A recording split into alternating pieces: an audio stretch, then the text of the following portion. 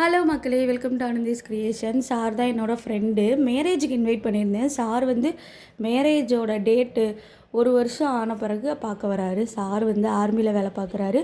அவங்க தங்கச்சிக்கும் அதே நாள் மேரேஜ்ன்றனால வர முடில.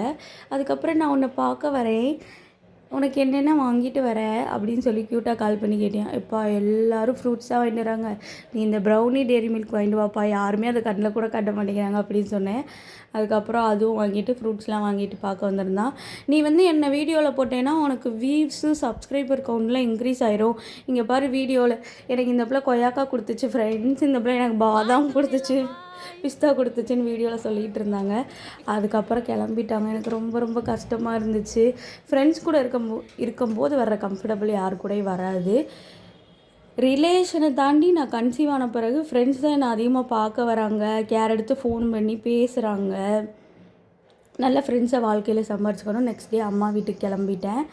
அதுக்கப்புறம் அவங்களுக்கு பஸ்ஸெல்லாம் போயிடுச்சுன்னு என்னோடய ஹஸ்பண்டும் அவனும் தான் போய் வீட்டில் விட்டு வந்தாங்க. மறக்காமல் சேனலை சப்ஸ்கிரைப் பண்ணிக்கோங்க. பாய்.